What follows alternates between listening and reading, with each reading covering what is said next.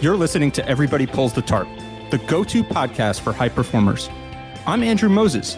Each week, you'll hear my thought-provoking conversations with Olympians, pro athletes, CEOs, elite coaches, best-selling authors, and other high performers to uncover their secrets to success. Get ready to be inspired each week when we talk about leadership, teamwork, work ethic, and more. Are you ready? Let's go.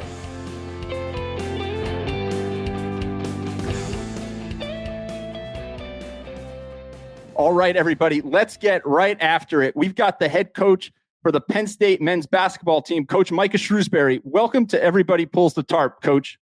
Oh, I appreciate you having me. I got to do my part in pulling the tarp. That's why I'm here.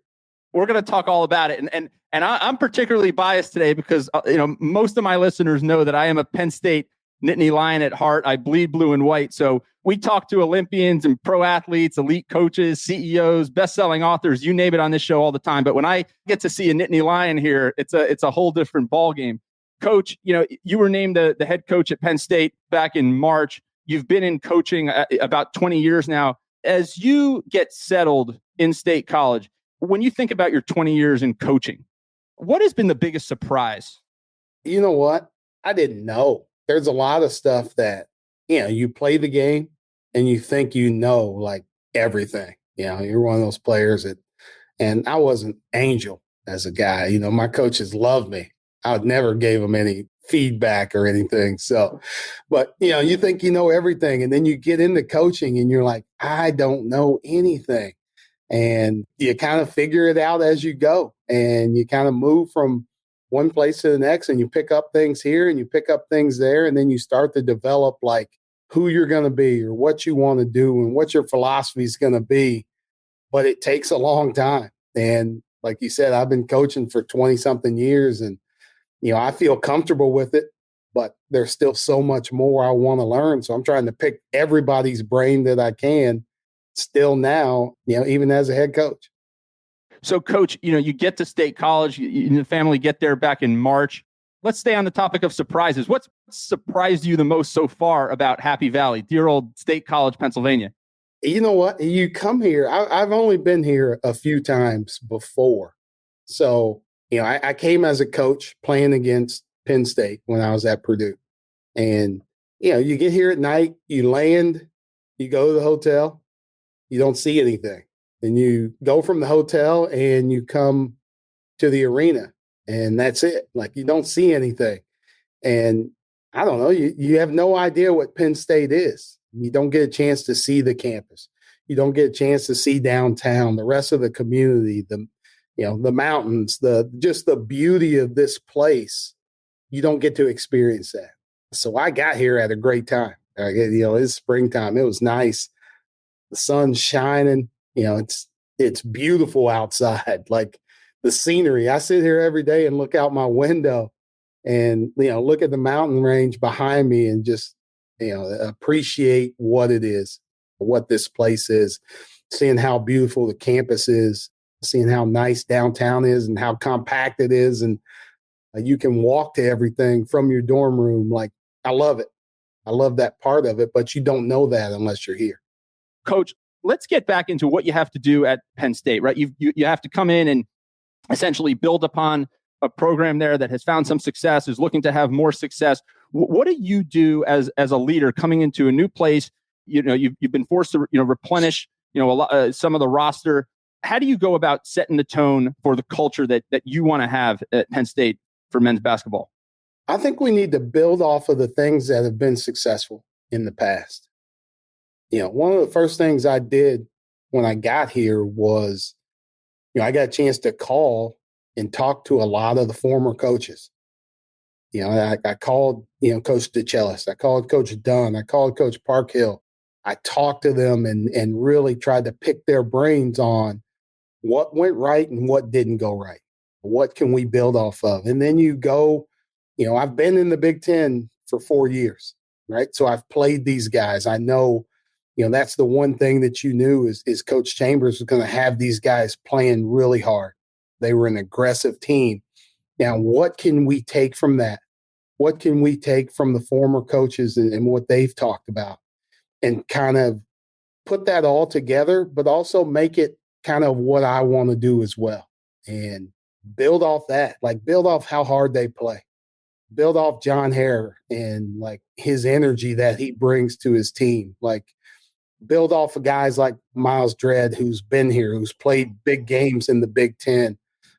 Start there, start with that, and then build our culture and how we want to do it. So, I'm taking a little bit from everybody. I'm not afraid to ask questions. And there are a lot of coaches here on this campus who are having a lot of success. And, I'm calling and texting James Franklin. I'm talking to him about, the things that it takes to be successful here, right? I'm talking to Coach Keeger and said, what did you do when you first got here? What were the things that you experienced your first couple of years to go with or to stay away from? Like, what mistakes did you make? And then, and you go down the line. Like, there's a lot of great coaches here. We got, whether it's Russ Rose, who's been here a long time and had a lot of success, or it's our Olympic, we got coaches coaching the Olympics right now. I'm calling everybody. I'm picking everybody's brain because, you can have success here. And I'm not afraid to ask how to do it.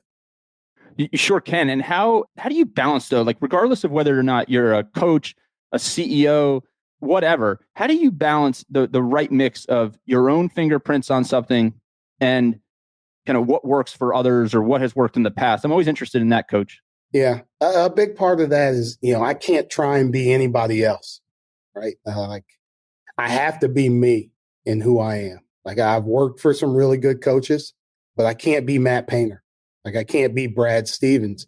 I can take ideas of what they did or what we had success with and mold it into who I am. But I have to be myself and I have to do it my own way in the ways that I'm comfortable doing it. And like I said, I'm still learning that.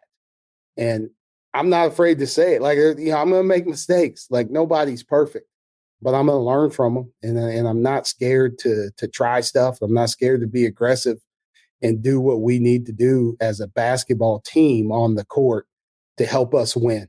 And that's what we're going to do. That's what we're going to try and do. And I want, I need all of our fans. Like, I'm knocking on doors. I'm ringing doorbells. I'm kissing babies. I'm shaking hands when COVID allows it. I'm doing all of it because I need our fan base to help us, right? If we can rally this place and make the BJC tough, we're going to put a product out there to make them proud, but we need everybody behind us to help do that. It's such a, as somebody who knows that community like I do, I think it's such an advantage, right? When you can create that community, it can propel that culture building for sure. One of the things, Coach, about, especially college coaches, but coaches at any level, is that through the coaching journey, it seems like you get to touch so many different aspects of the game, aspects of leading.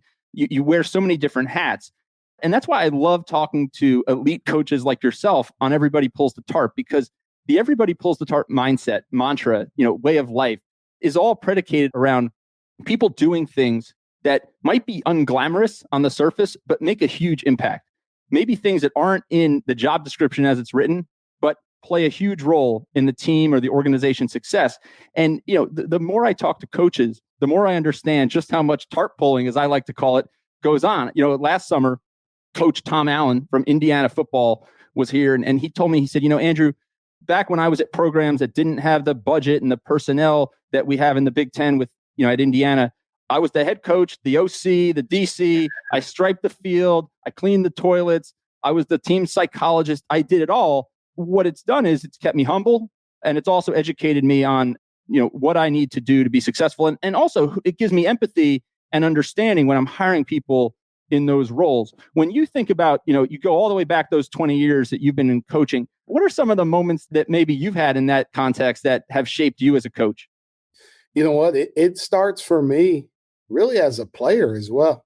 I played Division III basketball, and like there are fantastic players at Division III. There are fantastic coaches at Division III, but we're not on scholarship. Like, we can come in with a class of 10 or 11 people and it could end with 3, because those are the guys that stuck it out.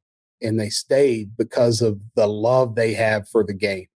And that was part of it. Like, I love basketball and I love this game. And I was willing to sacrifice those 4 years knowing that I wasn't going to play professionally. No, like, I knew my career was going to be over. But there were also things within that you just learn to do. We used to take vans to the game, and as a player, I used to drive them. Like, I used to drive one of our vans to the game, in state and play. But like that stuff there, like, I don't feel like anything's beneath me. I was in a Division III assistant coach when I first started out. I coached in Division II as a GA, and then I went to Division III, and I loved every part of it because I got a chance to do a lot of things. Like, our staff was myself and maybe one other guy, two other guys at these programs where you have to do everything, right? You have to get up and go and sweep the floors. You have to go and do laundry. You have to go and recruit, and then the next day come back and be doing academic checks. Like, you're doing every single part of it, and that helps you grow. It helped me grow as a coach because I got a chance to experience a lot of different things, but then it helped me grow. And then, I was a head coach. I set a goal to be a head coach by the time that I was 30. That was my goal when I left college. And I did it. I accomplished it. I got there. I was an NAI head coach, and I was a head coach at IU South Bend. And you know what I did? I did laundry still, right? After practice was over, I pushed the laundry in. I put it in every night, and then I got it out the next day or that later on, and I dried it and put it right back into the locker room. And, you did marketing. You did everything that the program needed. And that's, like you said, you're pulling the tarp because you're in charge. Like, there's nobody to pass the buck to. Like, it falls on you. So there's no job that you feel like it's beneath you. And then, I get a chance to go to Butler, and that was the same way. Like, that was what we did. Part of the Butler way was doing your job, handling your responsibilities. And we did everything. Brad Stevens is out there sweeping the floor before practice. We're practicing at 6 a.m. and guys are out there doing whatever it took, whatever we needed to do to be successful.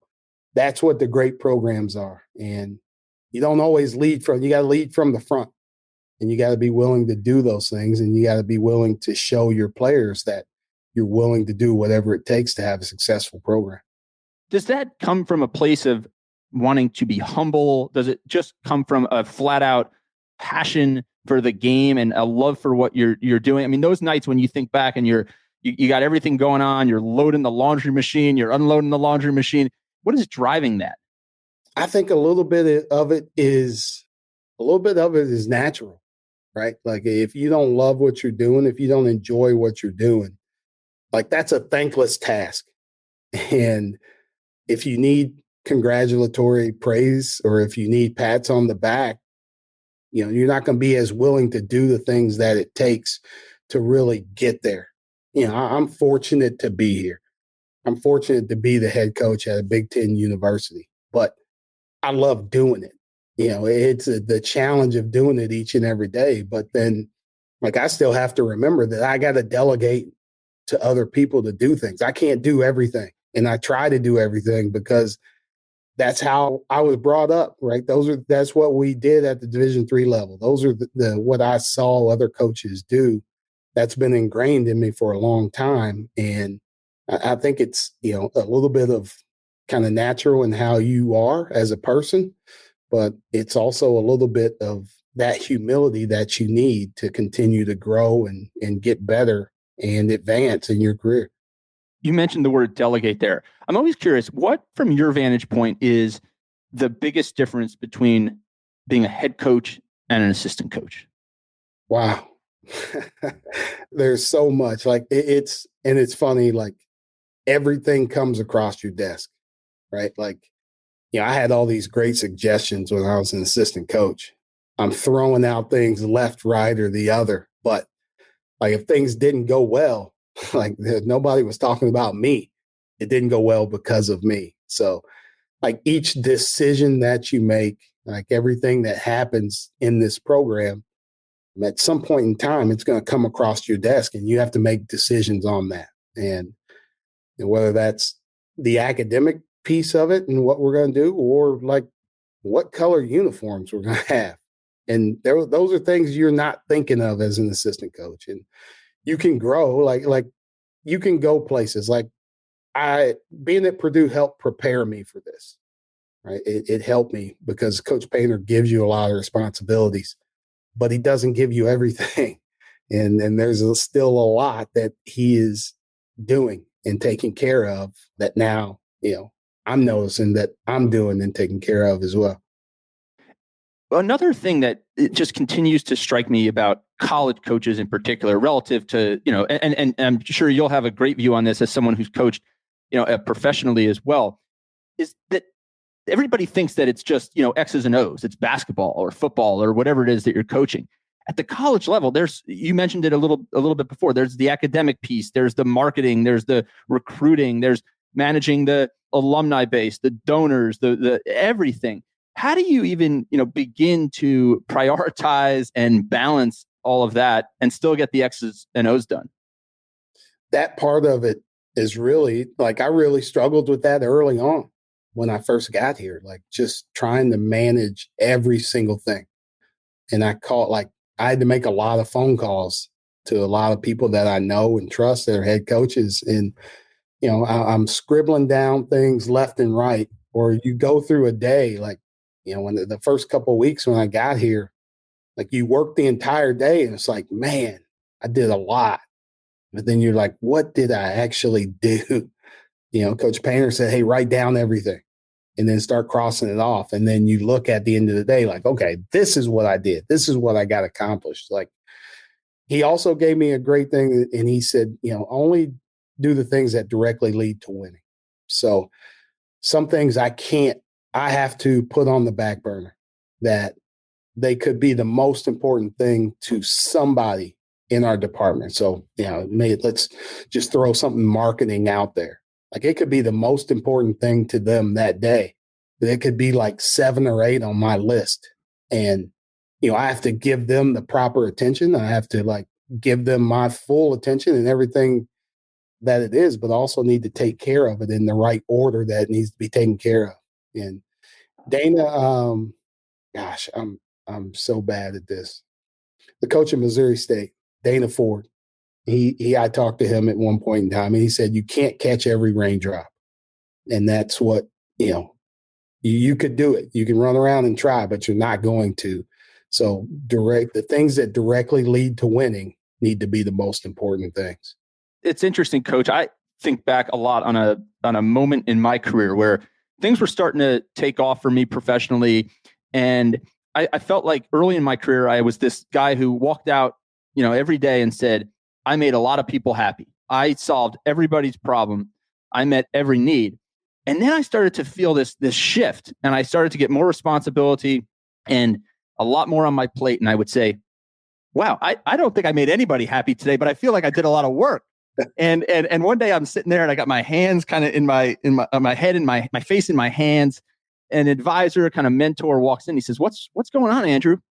And I tell him, and I ask him for his advice. And he says, I don't have advice for you, but I do have this. And he puts out his hand and he shakes my hand and he says, welcome to a successful career. I guess what his message was, the more success you have, the more responsibility, the broader the responsibilities, the more tarp you're going to have to pull.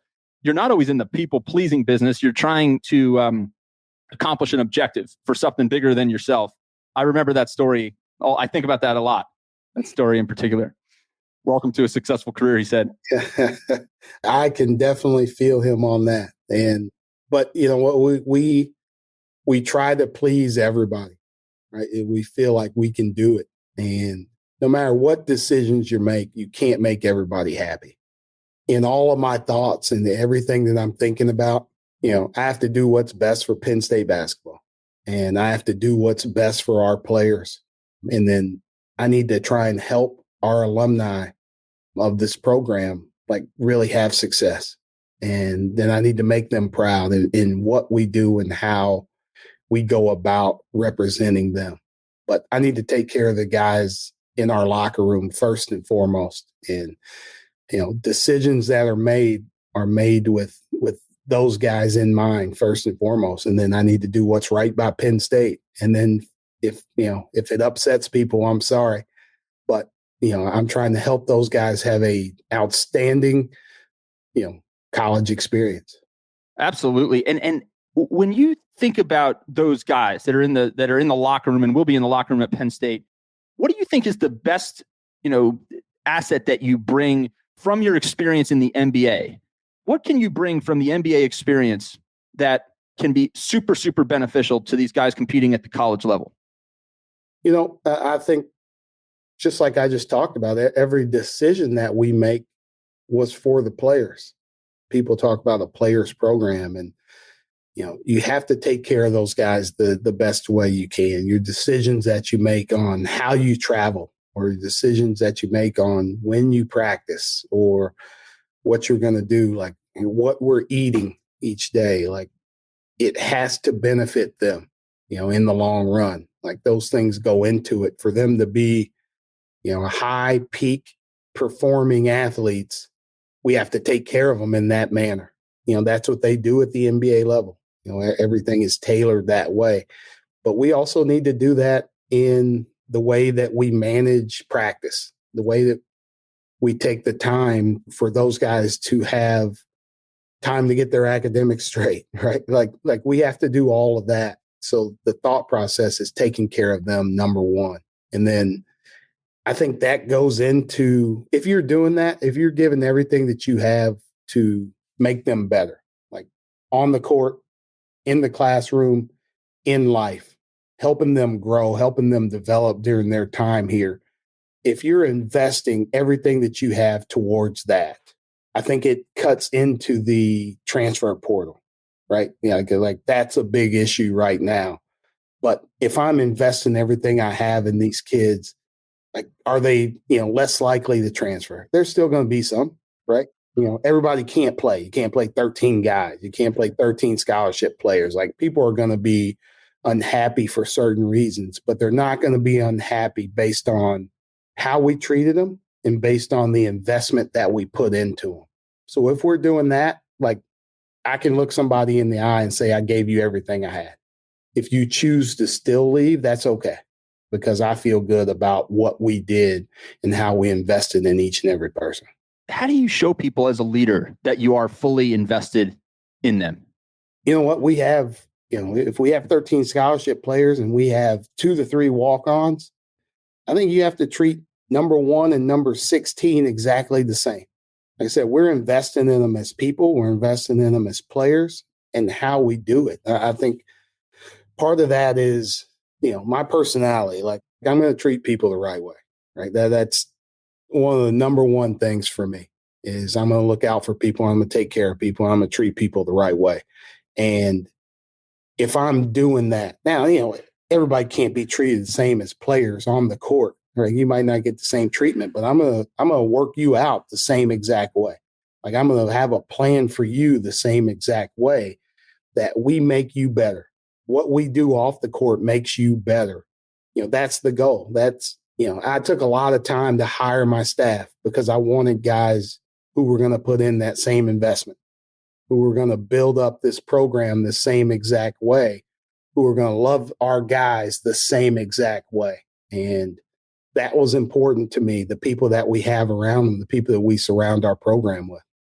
It seems almost like as a leader, the word that keeps coming to my mind as I listen to you there, Coach, is like the word respect. Like as a leader, you respect every one of those players, and therefore you're going to work them out. You're going to practice them the exact same way. You're going to give them all the same opportunity to be successful, each of them. Each and every one of them. And that's, you talk about things that you take from people. And like I took those things from Brad Stevens. I take those things from a Matt Painter. Like I don't promise any of these guys. And sometimes maybe it hurts me when I'm recruiting, but I can't promise anybody that they're going to play, come in and play 39, 40 minutes a night right away. You have to earn it the same way that the next guy earns it. And now you may be a better player and you have the same opportunity. You go out and you do it. Maybe it's easy for you to earn it. But if I promise you something and then you don't earn it, like how can I look the next guy in the eye and tell him he's getting the same opportunity? So I think that creates a healthy respect right there. When people are competing for something instead of being given something, I think it creates a respect in the locker room between all of those guys as well, because they know, the people that are playing have earned that playing time. Before I let you go, Coach, I want to talk about the name, image, and likeness stuff, because I think that's going to be, it's obviously a great opportunity for players. It's a great opportunity, especially for players at Penn State, with such a prolific fan base and media market. How does it affect the way you lead when you have essentially players that are going to have different opportunities coming their way, and that's going to just create maybe disparity in the opportunities that some players get and some players don't? How do you deal with that, or how do you plan to deal with that? This is a new frontier. Yeah, no, it is a new frontier. But we talked to those guys early on. We sat down before the days started, when the rule went into effect. We sat down and had a team meeting and really talked about, everybody's opportunity. Like, how do you promote your brand, but how do you still do that as a good teammate? And those are things that we talked about. I told those guys that I want them to really try and promote themselves the right way to have those opportunities. It's on me, right, to sell our team, to push our team, to advance our team. And if a guy is going out and he's getting more than you, you can't look at that the wrong way, because his brand is a little bit stronger than yours. Like I said, we all have the same opportunity, but some people may get a little bit more. But let us promote the team, and we'll do it. Like, everything I'm going to talk about is about our team. I'm going to push our team. I'm going to focus on our team and allow those guys to really use their brand for themselves to help each other. But then also, as I'm using the brand, part of that is being a good teammate. It's okay for me to celebrate what my teammates are doing. That helps my brand, right? If I'm only talking about me on every single post and my teammates are having success and I don't say anything about it, or I don't play well and I don't mention them or, give them some love, then that maybe it says a little bit more about you as a person, and maybe these companies don't want to be involved in that. So you can promote your brand and still be a good teammate at the same time. But I told them to do as much as you want, be who you are, promote your brand. I'll promote our team and our culture and what we're going to do as a program.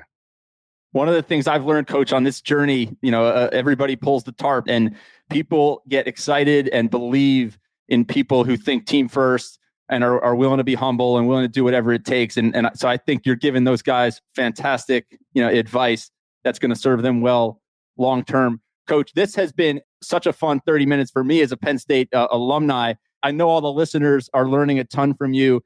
Look, I think Penn State is in great hands, Coach Shrewsberry, and I can't wait to see you guys cutting down nets at some point here in the not too distant future. And as soon as the COVID crisis allows, I will be up there in Happy Valley cheering you guys on as loud as I possibly can. So thank you for spending some time with me, and keep pulling that tarp, Coach. I appreciate you having me on, and we're going to cut some nets down, and we're going to make all the Penn Staters proud how we go about it. Let's start right now. Everybody's got to pull the tarp and get it done. That's right, Coach. Thanks so much for spending some time with me. Take care, my friend. Thank you. Thank you for joining me this week. Be sure to subscribe in your favorite podcast app so you can catch all of our upcoming episodes. And if you are like me and want a world full of tarp pullers, then leave a review to help others find us. You can also follow me on Instagram at AndrewMoses123 and sign up for my monthly email newsletter at everybodypullsthetarp.com/newsletter. I'll share tips and insights to help you achieve maximum success and happiness. Today is a great day to pull the tarp. I am rooting for you. See you next time.